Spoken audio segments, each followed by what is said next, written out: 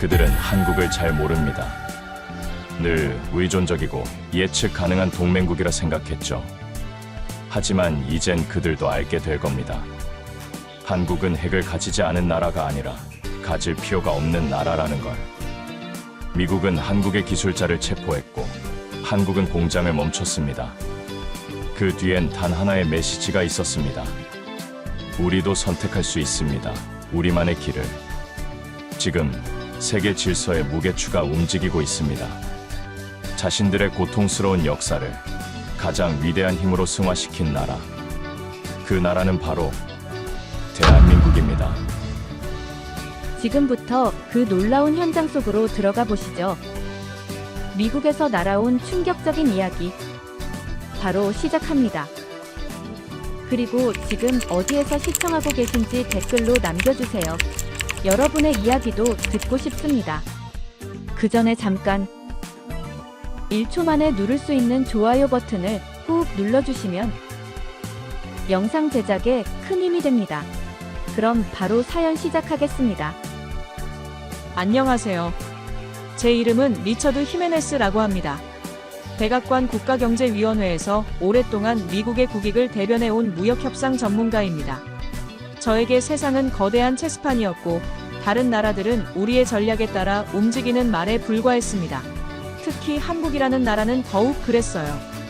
우리와 맺은 동맹관계 아래 경제적으로나 군사적으로나 미국의 영향력 안에 있다고 조금도 의심하지 않았죠. 한국인들은 늘 우리의 결정을 기다리고 그에 따라 움직이는 존재라고 여겨왔습니다.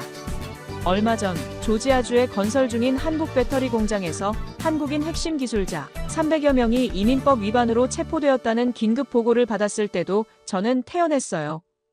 커피를 홀짝이며 보고서를 읽는 제 얼굴에는 오히려 만족스러운 미소가 번졌습니다. 마침내 때가 왔구나 싶었거든요. 사실 이 체포 작전은 몇 달 전부터 이민세관 단속국이 한국 기업을 표적으로 삼아 계획한 첫 번째 대규모 작전이었어요. 독일과 일본에서도 비슷한 상황으로 기술진들이 비원 비자로 들어오는 게 관행처럼 되어 있는데 유독 한국만을 겨냥한 것이었습니다. 그것도 대미 투자의 상징적인 케이스로 홍보된 조지아에서 말이죠. 이건 단순한 법 집행이 아니라 명확한 메시지였어요. 제 사무실 창밖으로 보이는 워싱턴 기념탑을 바라보며 저는 생각했습니다. 저 뾰족한 탑처럼 워싱턴의 결정은 늘 세상을 향해 곧고 단단하게 뻗어나간다고 믿었어요. 마침 반도체 기술 이전 문제로 한국과 미묘한 신경전을 벌이던 참이었으니까요. 늘 그래왔듯이 이번에도 적절한 압박을 통해 우리가 원하는 것을 얻어낼 좋은 기회라고 판단했습니다. 복도를 지나가던 동료 제임스 카터가 제 어깨를 툭 치며 지나갔어요. 제임스 카터는 국방부와 방산업체의 이익을 대변하는 인물로 저보다 더 강경하고 직선적인 성격의 소유자였습니다. 제임스 카터는 웃으며 말했어요. 이번 한국 기술자 문제는 우리가 한국인들의 버릇을 고칠 좋은 기회라며 절대 약한 모습을 보여서는 안 된다고 했습니다. 저 역시 제임스 카터의 말에 고개를 끄덕였어요. 우리는 같은 생각을 하고 있었으니까요. 오히려 잘 되었다고 생각했죠. 이번 기회에 한국인들에게 확실히 선을 그어주는 것도 나쁘지 않다고 여겼어요. 한국인들이 미국 시장에서 사업을 하려면 우리의 룰을 따라야 한다는 것을 명확히 해주는 계기가 될 거라고 확신했습니다. 사실 저는 이런 상황에 익숙했어요. 처음에는 상대국이 반발하고 항의하겠지만 결국에는 우리의 조건을 받아들이게 되어 있었습니다. 경제 제재든 무역 압박이든 결국 미국이라는 거대한 시장 앞에서는 누구도 버틸 수 없었어요. 한국 역시 예외가 아닐 거라고 생각했습니다. 그런데 정말 예상치 못한 일이 벌어지기 시작했고 트럼프 대통령이 한국 기업들에게 비자 체계를 확대해주겠다고 제안했지만 그 뒤에 덧붙인 말이 가관이었습니다. 한국 전문가들이 미국인들을 가르쳐야 한다는 것이었어요. 배터리와 선박 건조, 컴퓨터 기술 등을 언급하며 이 기술들을 미국인들에게 교육시켜야 한다고 강조했죠. 이건 어떻게 보면 한국 기업들에게 굴욕적인 제안이었어요. 자신들의 핵심 기술을 미국인들에게 가르쳐주고 대신 비자 혜택을 받으라는 거였으니까요. 저는 한국인들이 어떤 반응을 보일지 궁금했습니다. 아마도 처음에는 항의하겠지만 결국에는 받아들일 거라고 예상했어요. 하지만 현지 한국 관계자들의 반응은 예상과 완전히 달랐습니다. 말도 안 되는 얘기라고 답변했다는 소식이 들려왔어요. 미국인들을 교육시키는 데는 최소한 아무리 빨라도 3년에서 5년가량이 소요되며 이때까지 비용이 엄청나다는 거였습니다. 실제로 한국의 전문 인력이 미국에 가면 바로 업무에 착수할 수 있는데 반해서 미국 인원은 언어도 다른 데다가 임금이 한국 인원보다 2~3배가 높은 경우가 태반이라 수년간 손해를 봐야 한다는 것이었어요. 게다가 10여 년간 업계에서 축적된 통계를 봤을 때 미국인들을 기껏 가르쳐 놓으면 이직을 해버린다는 결과도 나왔습니다. 따라서 어차피 이들을 가르쳐봤자 밑빠진 독에 물 붓기라고 말하며 일부 현지 관계자는 극도로 감정이 격해져 있다는 소식이 전해졌어요. 한국의 모 반도체 회사 중국 법인을 15년 이상 경험했다는 관계자는 더욱 흥미로운 증언을 했습니다. 중국에서는 주재원을 절대 건드리지 않는다고 말하며 중국에서 원하는 것은 한국 업체가 완전하게 자리 잡는 것이라고 했어요. 한국 기업이 중국에 들어오기만 해도 엎드려 절하는 수준이고 각종 세제 혜택과 10년간의 토지 무상 임대는 물론 현지 주재원에게 최상의 비자 혜택까지 주고 있다고 증언했습니다. 심지어 중국인들이 결국 한국 기술을 탈취하는 게 목적이라도 일단 자리는 잡게 해줘야 한다는 것을 알고 있다는 겁니다. 반면 미국에서는 저임금 미국인 노동자를 구하는 것은 거의 불가능한 데다가 전문 기술 인력을 양성하는 것도 시간과 비용이 엄청나다며 분통을 터뜨렸어요. 저는 처음에는 그저 한국인들의 허세나 엄포 정도로 생각했어요. 세계 최대 시장인 미국을 포기할 수 있을 리가 없다고 확신했거든요. 하지만 며칠이 지나자 상황이 심상치 않다는 신호들이 계속 들려오기 시작했습니다. 그리고 이상한 일이 벌어지기 시작했는데 체포된 한국인들의 처리 과정에서 예상치 못한 일들이 연달아 일어났습니다. 원래 계획대로라면 이들은 일반적인 추방 절차를 밟아야 했는데 갑자기 한국 정부에서 전세기를 띄워서 모든 비용을 부담하겠다고 나선 거예요. 이민법 위반자 추방 비용은 원래 미국이 부담해야 하는데 한국이 자비로 전세기까지 띄운다는 게 이해가 안 갔습니다. 더 이상한 건 한국 외교부 장관 조현이 마코 루비오 미 국무장관과 긴급 면담을 요청했다는 소식이었어요. 보통 이런 상황에서는 피해를 본 쪽에서 저자세로 사과하고 재발 방지를 약속하는 게 관례인데 한국은 오히려 당당하게 협상 테이블에 나온 거였습니다. 뭔가 우리가 놓치고 있는 게 있다는 생각이 들기 시작했어요. 제 동료 마이클 브라운이 제 사무실로 들어와서 말했습니다. 리처드, 한국 쪽 반응이 좀 이상한데 보통 이런 일이 터지면 조용히 처리하려고 하잖아. 그런데 이번엔 오히려 더 큰 목소리를 내고 있어. 뭔가 다른 계산이 있는 것 같은데. 저는 고개를 끄덕이면서도 속으로는 불안감을 느끼기 시작했어요. 그런데 정말 놀라운 소식이 들려오기 시작했습니다. 현재 미국 내 건설 중인 한국 기업의 대규모 공장은 모두 22곳인데 대부분 올스톱된 상황이라는 보고가 들어왔어요.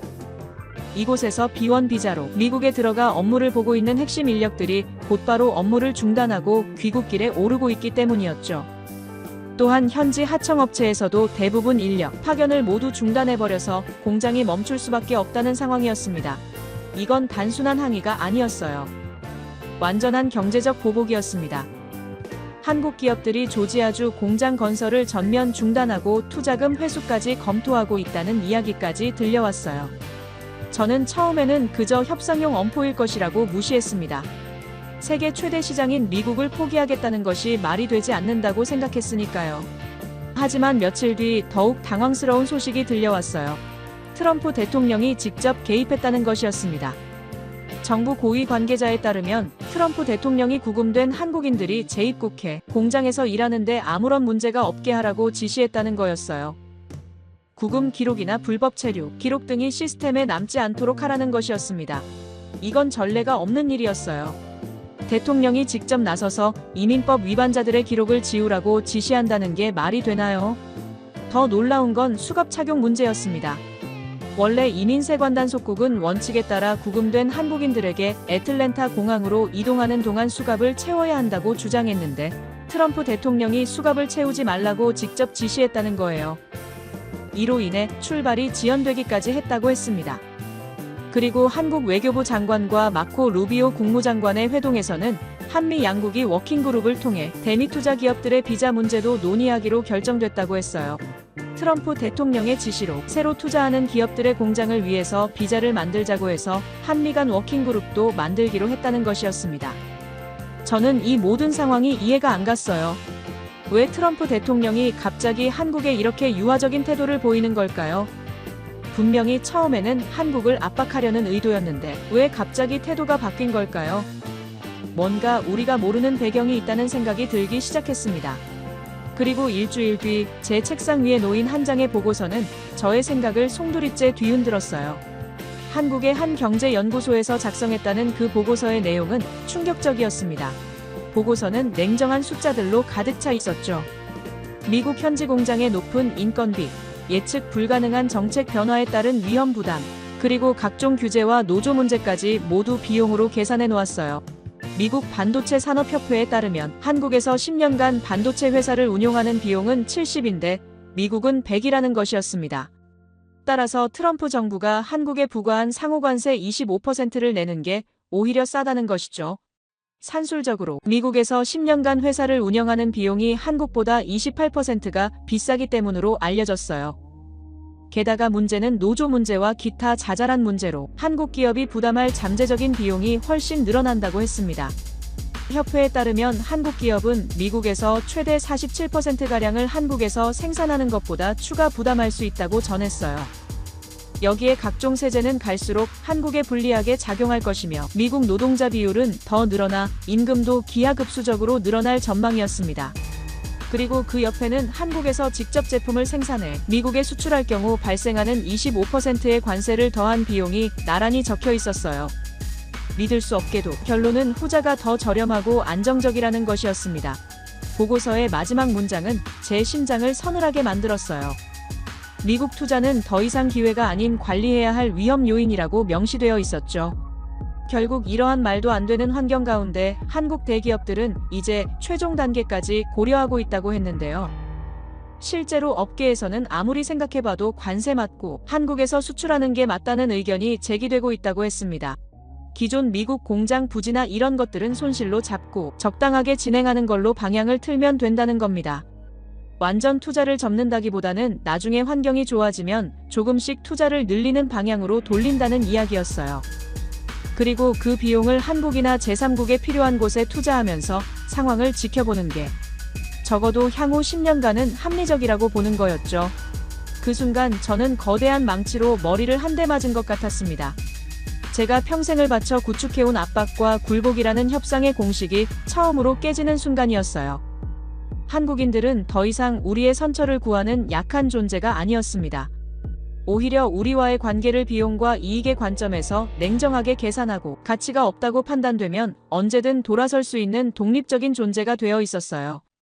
이미 한국 기업들 입장에서 추가적인 미국 투자를 확대하기는 어려운 상황이라는 토로가 들려왔습니다.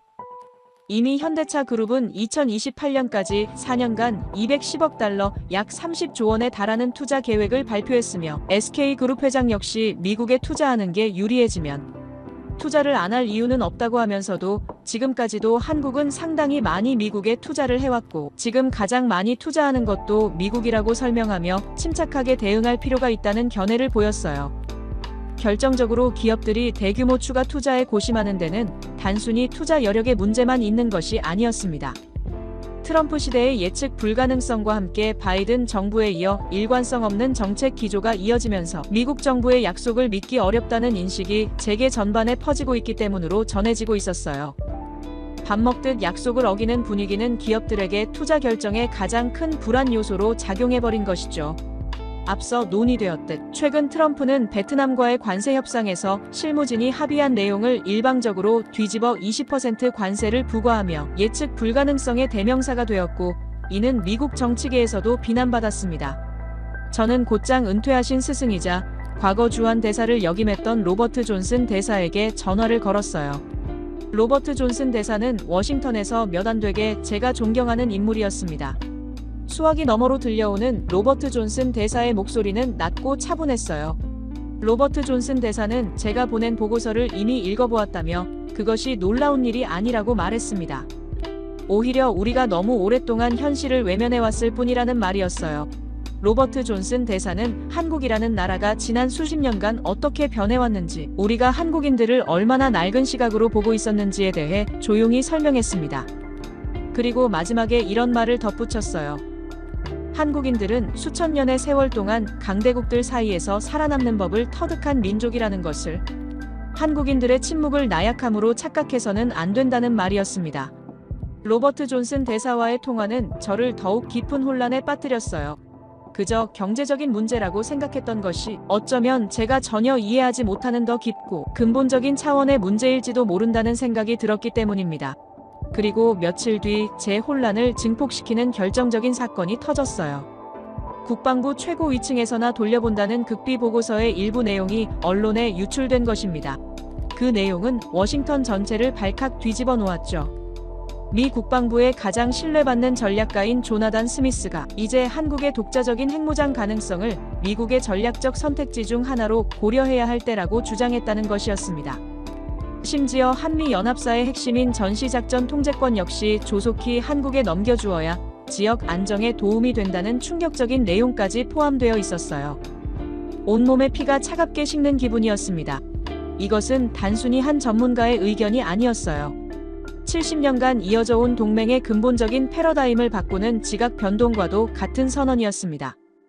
조나단 스미스의 보고서에는 더욱 구체적인 내용들이 담겨 있었어요.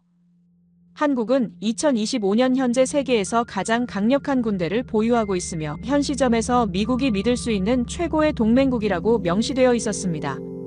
트럼프 대통령의 방위비 증액 발언은 한국이 핵무장을 전략 옵션으로 고려할 여지를 준 것이고 전시작전 통제권 또한 한국에게 넘겨줘야 할 것이라는 내용이었어요. 사무실 복도에서 마주친 제임스 카터의 얼굴은 분노로 붉게 상기되어 있었습니다. 제임스 카터는 말도 안 되는 소리라며 국방부 내에 누군가가 정신 나간 짓을 하고 있다고 소리쳤어요. 한국에 핵을 주자는 것은 고양이에게 생선을 맡기는 꼴이라는 거친 말도 서슴지 않았습니다. 하지만 저는 제임스 카터의 분노 속에서 미세한 불안감을 읽을 수 있었어요.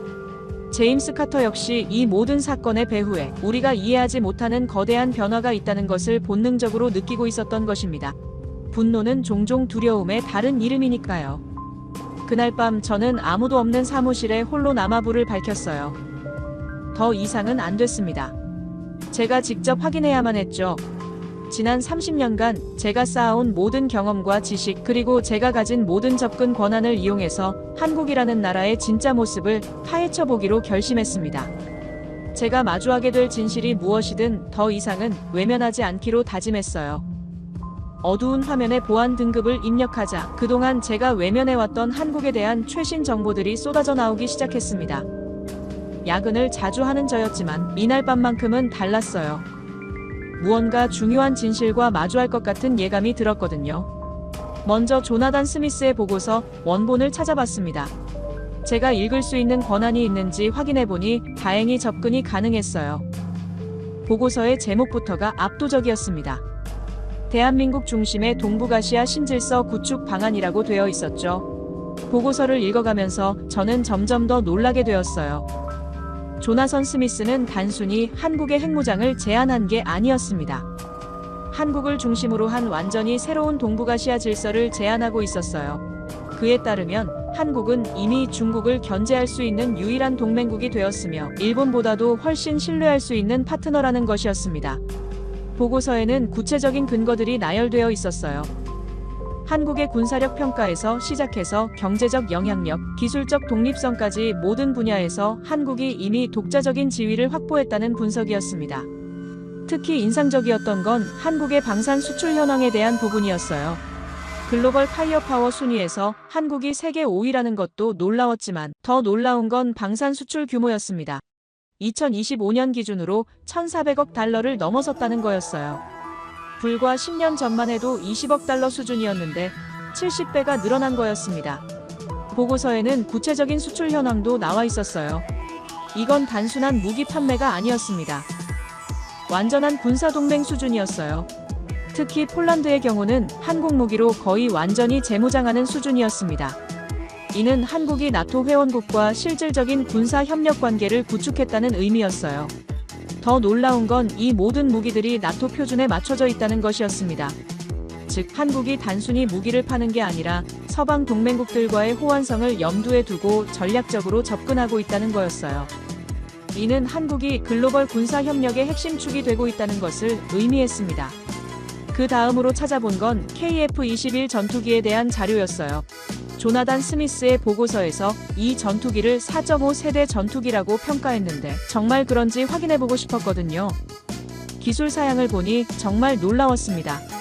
능동형 위상 배열 레이더, 통합 전자전 장비, 공대공 및 공대지, 미사일의 내부 탑재 능력까지. 이것은 우리가 기술을 이전해주지 않으면 불가능하다고 여겼던 핵심 기술들이었어요. 심지어 일부 성능은 우리의 최신의 전투기인 F-35와 비교해도 크게 뒤지지 않는 수준이었습니다. 보잉과 로키드 마틴과의 기술 협력, 영국, BAE 시스템즈와의 파트너십 등을 보니 한국이 혼자 만든 게 아니라 글로벌 협력의 결과물이었어요. 하지만 중요한 건 한국이 이 모든 협력의 중심에 있다는 거였습니다. 기술을 받아오는 입장이 아니라 주도하는 입장이었어요. 그리고 마침내 제가 가장 믿을 수 없었던 부분인 LSAM, 미사일 방어 시스템의 시험평가 보고서를 찾아냈습니다. 보고서에 적힌 요격 성공률은 94%였어요. 고도 50km, 상공에서 마하급 속도로 날아오는 탄도미사일을 맞춘다는 거의 신의 영역에 가까운 기술을 한국이 독자적으로 완성했다는 의미였습니다. 이것은 우리가 보유한 사드 시스템과 동등하거나 다수의 목표물에 동시 대응하는 능력 면에서는 오히려 더 뛰어난 수준이었어요. 총 50회 시험에서 47회 성공, 실패한 3번도 치명적인 오류가 아니라 미세한 조정 문제였습니다.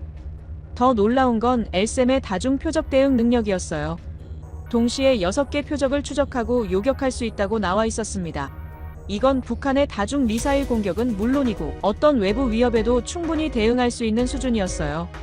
한국의 미사일 개발 현황도 살펴봤는데 정말 체계적이었습니다. 현무 미사일 시리즈는 현무 1부터 현무 5까지 단계별로 개발되어 있었어요. 현무 2는 사거리 800km로 중국 베이징까지 닿는 거리였고, 현무 4는 사거리 800km의 탄두 중량 2톤, 현무 5는 잠수함 발사탄도 미사일이었습니다. 해성 미사일은 사거리 300km가 넘었고 스텔스 기능까지 있었어요.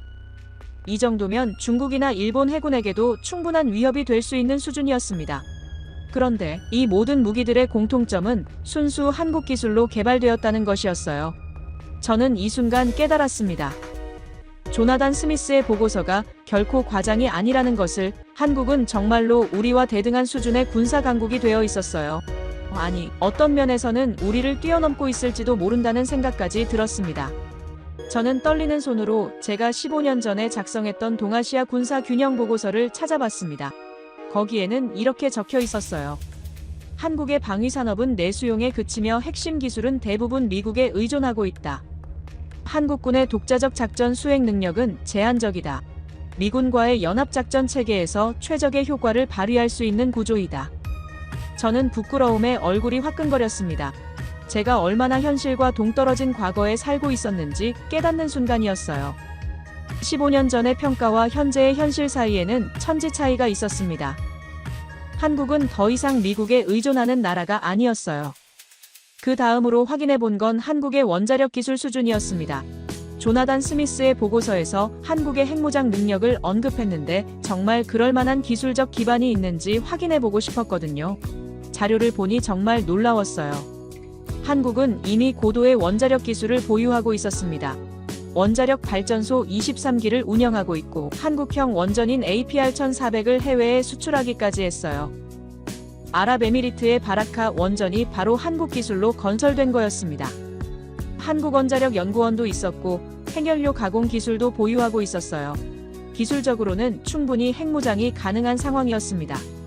물론 정치적으로는 NPT 체제 때문에 불가능하겠지만 기술적 능력만으로는 의심의 여지가 없었어요. 저는 이 모든 자료들을 보면서 점점 더 큰 충격에 빠져들었습니다. 제가 지금까지 알고 있던 한국의 모습은 완전히 과거의 것이었어요. 한국은 이미 모든 면에서 독자적인 능력을 갖춘 강국이 되어 있었습니다. 그런데 더 놀라운 사실을 발견했어요. 한국이 이 모든 발전을 조용히 이루어냈다는 것이었습니다. 큰 소리 내지 않고 과시하지도 않으면서 묵묵히 자신의 능력을 키워온 거였어요. 이건 정말 대단한 일이었습니다. 저는 한국의 다층 방어 체계에 대해서도 자세히 살펴봤어요. 천궁, LSAM, 철매까지 저고도부터 고고도까지 완벽한 방공망을 구축해 놓았더군요. 천공은 중거리 방공 미사일로 사거리 40km, 철매는 단거리 방공으로 사거리 20km, 엘셈은 장거리 고고도 방어로 사거리 150km였어요. 이 세 시스템이 결합하면 거의 완벽한 방공망이 구축되는 거였습니다. 어떤 미사일이든 요격할 수 있는 체계였어요. 그리고 더 놀라운 건 이 모든 시스템이 한국 기술로 만들어졌다는 거였습니다. 물론 초기에는 외국 기술을 도입했겠지만 지금은 완전히 독자 기술로 발전시켰더군요. 저는 한국의 군사 동맹 관계도 다시 살펴봤어요. 미국과의 동맹은 기본이고 호주, 영국, 폴란드, 아랍에미리트까지 글로벌 군사 협력 네트워크를 구축하고 있었습니다. 이건 단순한 무기 수출을 넘어선 전략적 파트너십이었어요. 특히 인상적이었던 건 한국이 중동 지역에서의 입지였습니다. 사우디아라비아와 아랍에미리트에 천공 시스템을 수출하고 기술 협력까지 하고 있더군요.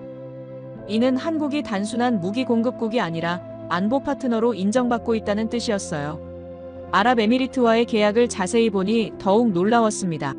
천공 시스템뿐만 아니라 기술 이전과 현지 생산까지 포함되어 있었어요. 아랍에미리트에서 한국 방공 시스템을 직접 생산할 수 있게 하는 거였습니다. 이건 정말 높은 수준의 신뢰관계였어요.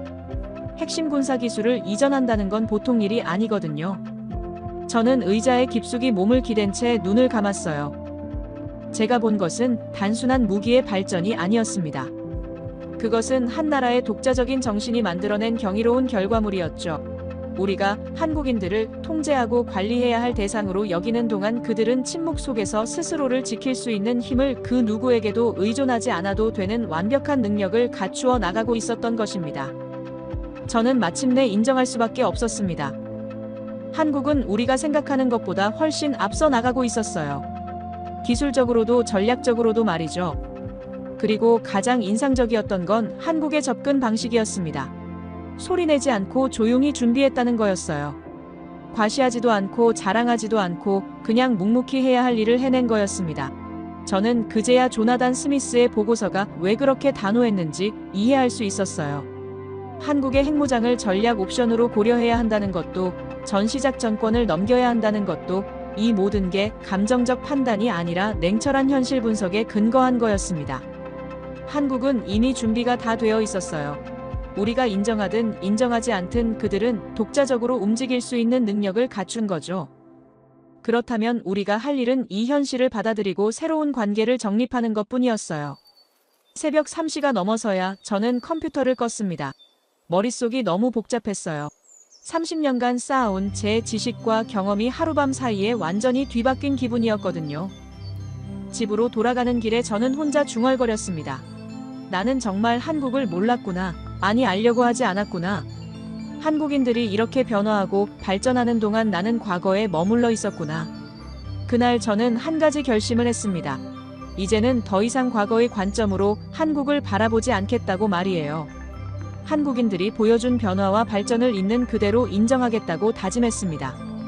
며칠 뒤 저는 모든 일정을 취소하고 한국행 비행기에 올랐어요. 더 이상 모니터 속의 차가운 데이터가 아닌 살아 숨 쉬는 현실을 제 눈으로 직접 확인해야만 했습니다. 그것이 지난 30년간의 제 오만함에 대한 최소한의 예의라고 생각했어요. 인천공항에 내리는 순간부터 저는 제가 알던 한국이 아니라는 것을 느낄 수 있었습니다. 공항을 가득 채운 사람들의 활기, 최첨단이면서도 질서정연하게 움직이는 시스템, 모든 것이 자신감과 품격으로 가득 차 있었어요. 제가 만난 한국 국방부의 관계자들은 유창한 영어와 겸손한 태도로 저를 맞이했지만 그들의 눈빛에서는 그 어떤 위축감도 찾아볼 수 없었습니다. 한국인들은 더 이상 우리의 평가를 기다리는 학생들이 아니었어요. 자신들의 성과를 조용히 그러나 확신에 찬 목소리로 설명하는 전문가들이었습니다. 첫 번째 방문지는 용산에 있는 국방부였는데요. 국방부 건물 자체가 인상적이었어요. 과거의 무거운 분위기는 없고 현대적이면서도 위험 있는 모습이었죠. 로비에는 한국군의 역사와 성과를 보여주는 전시물들이 있었습니다. 저는 방위사업청 관계자인 박성호 팀장과 합참작전기획관인 이재민 중령과 면담을 했어요. 그들은 유창한 영어로 저를 맞이했습니다. 박 팀장이 한국의 방위력 발전에 관심을 가져주어서 감사하다며 오늘은 한국의 독자적 작전 수행 능력에 대해 브리핑해 드리겠다고 말했어요. 첫 번째 브리핑은 2025년 이후의 작전 시나리오였습니다. 이재민 중령이 설명하기를 한국군은 2020년부터 단독 작전 시나리오를 체계화해 왔다고 했어요. 미군과의 연합작전은 물론이고 필요시 독자적 대응도 가능한 체계라고 했습니다. 스크린에 나타난 작전 체계도는 정말 인상적이었어요. 완벽한 단독 지휘 통제 통신 컴퓨터 정보가 통합된 시스템이었거든요. 이건 훈련이 아니라 실전 시뮬레이션 수준이었습니다. 특히 놀라웠던 건 C4I 시스템이었어요. 지휘, 통제, 통신 컴퓨터 정보가 완벽하게 통합되어 있었습니다. 실시간으로 전장 상황을 파악하고 대응할 수 있는 체계였어요. 이재민 중령이 설명을 계속했는데요. 이 시스템은 한국이 독자 개발한 것이라고 했습니다. 물론 초기에는 미군 시스템을 참고했지만 지금은 완전히 한국 기술이라고 했어요. 저는 실제 운용 경험은 어떤지 물어봤습니다. 박 팀장이 답하기를 매년 실시하는 한미 연합훈련에서 검증하고 있고 작년부터는 독자 훈련도 실시하고 있다고 했어요. 결과는 매우 만족스럽다고 말했습니다. 저는 조나단 스미스의 보고서 내용과 일치하는 수준 이상의 결과를 보고 있었어요. 다음으로 핵무장 관련 내부 토론 자료를 볼 수 있었습니다. 물론 모든 내용을 볼 수는 없었지만 일부는 공개할 수 있다고 했어요. 한국군 내부에서의 핵억제력 확보, 시나리오 관련 전략 문서였습니다. 기술적 실행 가능성, 국제법적 대응, 최소 억제력 확보 등이 정밀하게 정리되어 있었어요. 문서를 읽으면서 저는 한국의 접근 방식에 감탄했습니다. 감정적이거나 충동적이지 않았거든요. 철저히 계산되고 체계적이었어요. 박 팀장이 설명하기를 한국은 핵무장을 원하지 않지만 필요할 때 언제든 그런 선택을 할 수 있다는 메시지는 중요하다고 했어요. 이것이 억제력의 핵심이라고 했습니다. 저는 깨달았어요. 이건 망상이 아니라 시나리오였다는 걸 말이죠. 핵무장을 하지 않되 능력을 갖춘 상태로 억제력을 확보한다는 것. 이것이 한국의 전략이었습니다. 실제로 핵을 만들지는 않지만 언제든 만들 수 있다는 메시지를 주는 거죠. 이스라엘의 전략과 비슷했어요. 오후에는 합참 전시작전 통제실을 방문했습니다. 저를 완전히 바꾼 장면이 거기서 일어났어요. 통제실에 들어가는 순간 저는 압도되었습니다. 거대한 스크린들, 최신 장비들, 그리고 긴장감 있게 업무를 수행하는 장교들, 마치 영화 속 한 장면 같았어요. 하지만 정말 저를 감동시킨 건 한 화이트보드에 적힌 문구였어요. 가장 싸우지 않는 길은 가장 완벽하게 준비된 자의 것이다.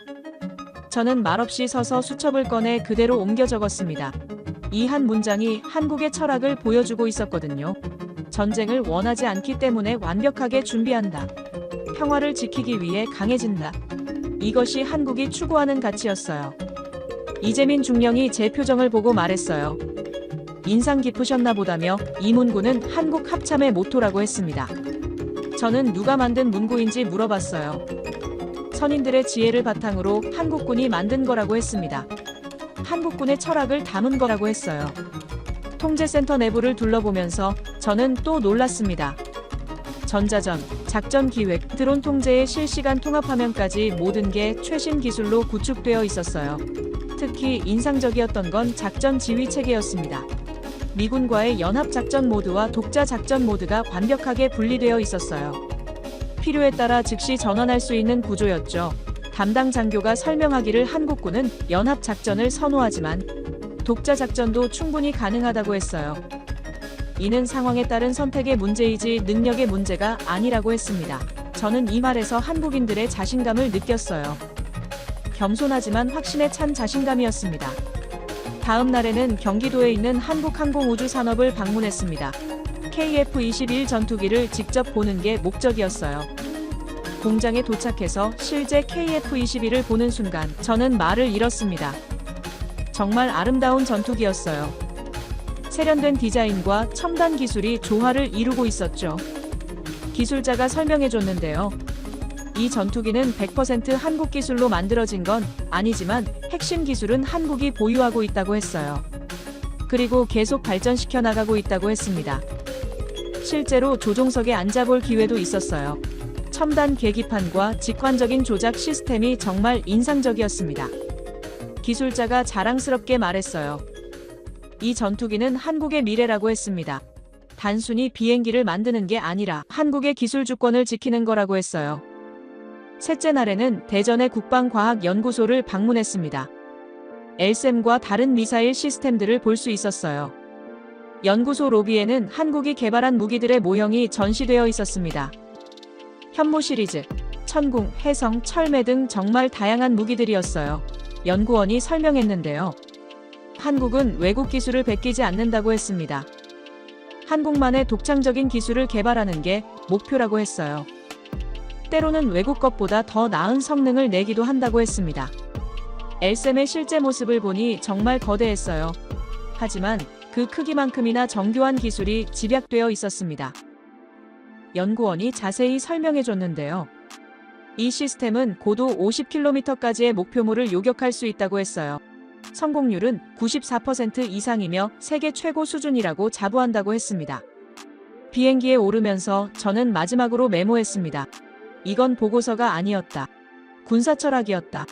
한국군의 움직임엔 수치보다 앞선 무엇이 있었다. 목적이었다.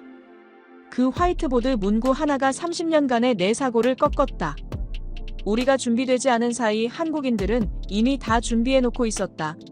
한국에서 돌아온 지 일주일 후 조나단 스미스가 작성한 전략 보고서가 가디언에 실시간 보도된 거예요. 저는 평소처럼 아침 뉴스를 확인하다가 그 헤드라인을 보고 커피잔을 떨어뜨렸습니다. 미국 고위 군사전략가 한국 핵무장 검토해야 한다는 제목이었어요. 핵무장 전시작전권 환수 문구가 그대로 인용되어 있었습니다. 기밀로 묻힐 줄 알았던 그 문서가 전 세계에 공개된 거죠. 저는 급히 컴퓨터를 켜서 기사 전문을 읽어봤어요. 더 가디언의 국제부 기자 데이비드 알렌이 작성한 기사였습니다. 기사에는 조나단 스미스의 보고서 핵심 내용이 거의 그대로 인용되어 있었어요. 한국은 동북 아시아에서 가장 강력한 군대를 보유하고 있으며 핵무장을 통한 독자적 억제력 확보를 진지하게 검토해야 할 시점에 도달했다.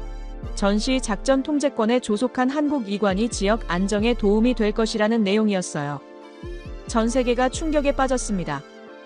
한국 여론은 폭발했어요. 온라인 커뮤니티와 SNS에는 다양한 반응들이 쏟아져 나왔습니다. 지금 아니면 핵무장 기회는 없다. 드디어 미국이 우리를 인정했구나. 이제 진짜 독립할 때가 됐다. 이런 댓글들이 실시간으로 올라왔어요. 하지만 반대 의견도 만만치 않았습니다. 너무 성급하다. 핵무장은 신중하게 접근해야 한다. 미국과의 관계가 더 중요하다는 의견들도 있었어요. 일본 의회의 반응은 예상대로 격렬했습니다. NHK 뉴스에서는 긴급 속보로 이 소식을 전했어요. 한국의 핵무장은 절대 용납할 수 없다는 일본 정부의 공식 성명이었습니다. 일본 의회 국방위원장이 기자 회견을 열어 한국의 핵무장은 일본의 안보에 직접적인 위협이라며 우리도 대응책을 검토해야 할 때라고 했습니다. 이는 일본도 핵무장을 고려할 수 있다는 암시였어요. 중국은 좀 더 신중했습니다. 신화통신에서는 한반도 비핵화 원칙을 재확인한다는 정도로 그쳤어요. 하지만 중국 군사 전문가들의 분석은 달랐습니다. 인민일보에 실린 칼럼에서는 미국이 한국 카드를 통해 중국을 견제하려는 의도가 명확하다고 분석했어요. 우리도 북한과의 협력을 강화해야 한다고 했습니다. 저에게도 연락이 왔습니다. 워싱턴 포스트의 로버트 우드워드가 직접 전화를 걸어왔어요. 베넷 박사 이 문서에 대해 어떻게 생각하시는지와 내부에서는 어떤 반응인지 물어봤습니다. 저는 신중하게 답했어요. 공식적인 언급은 어렵지만 이런 논의가 나오는 것 자체가 의미 있다고 봅니다. 변화하는 국제 정세를 반영한 것이라고 말했어요. 몇 주 후 저는 상원군사위원회 청문회의 증인으로 출석하게 되었습니다. 이번에는 공개 청문회였어요. 전국에 생중계될 예정이었죠. 청문회 전날 밤 저는 제 아내 제니퍼 데이비스와 대화를 나눴어요. 여보, 내일 청문회가 어떻게 될 것 같아? 제니퍼 데이비스가 답했어요. 당신이 옳다고 믿는 걸 말하면 돼. 30년간 당신을 지켜본 내가 보장하는데 당신은 틀린 적이 거의 없어. 다음 날 상원 청문회장은 기자들과 방청객들로 가득 찼어요. 저는 증인석에 앉아서 선서를 했습니다. 군사위원장인 잭 리드 의원이 첫 질문을 했어요. 베넷 박사, 한국이 정말 전시작전권을 감당할 수 있다고 보시는지 물어봤습니다. 저는 확신을 담아 답했어요. 의원님, 한국은 이미 그럴 능력을 갖추었다고 했습니다. 문제는 우리가 그 현실을 인정할 준비가 되었느냐는 것이라고 했어요. 공화당의 톰 코튼 의원이 날카롭게 물었습니다. 그럼 미국의 역할은 어떻게 되는 건지, 우리가 밀려나는 거 아닌지 물어봤어요. 저는 답했습니다. 밀려나는 게 아니라 역할이 바뀌는 거라고 했어요. 직접 통제하는 대신 영향력을 행사하는 거라고 했습니다. 더 효율적이고 지속 가능한 방식이라고 했어요. 민주당의 엘리자베스 워런 의원은 경제적 측면을 물었어요. 한국과의 군사협력 확대가 우리 경제에는 어떤 영향을 미칠지 물어봤습니다. 저는 긍정적인 전망을 제시했어요. 공동기술 개발을 통해 새로운 시장을 창출할 수 있다고 했습니다. 한국의 뛰어난 기술력과 우리의 경험이 결합되면 시너지가 날 거라고 했어요. 청문회는 3시간 동안 계속되었습니다. 대부분의 질문에 저는 자신 있게 답했어요. 30년간의 경험과 한국에서 직접 본 것들이 확신을 주었거든요.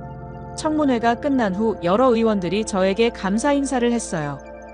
특히 리드 위원장은 이렇게 말했습니다. 박사님 덕분에 한국을 새로운 시각으로 보게 됐다고 했어요. 정책에 반영하도록 노력하겠다고 했습니다.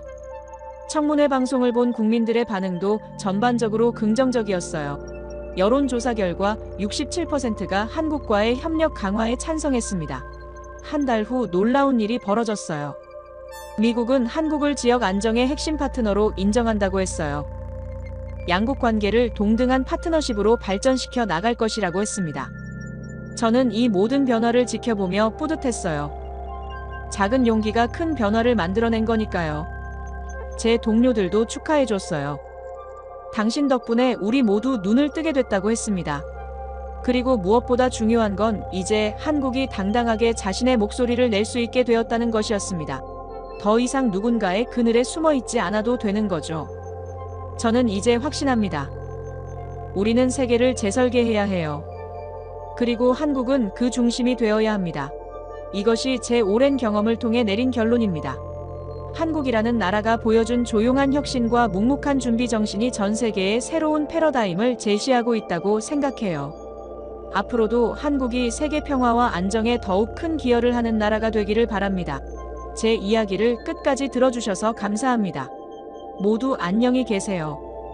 오늘의 사연 어떻게 들으셨나요? 힘이란 건 숫자나 무기보다도 결국 선택할 수 있는 여유에서 나오는 건지도 모르겠어요. 앞으로 어떤 길을 선택하게 될지 그 누구도 확신할 수는 없습니다. 하지만 하나는 분명합니다. 이제는 누가 누구를 일방적으로 판단할 수 있는 시대가 아니라는 것.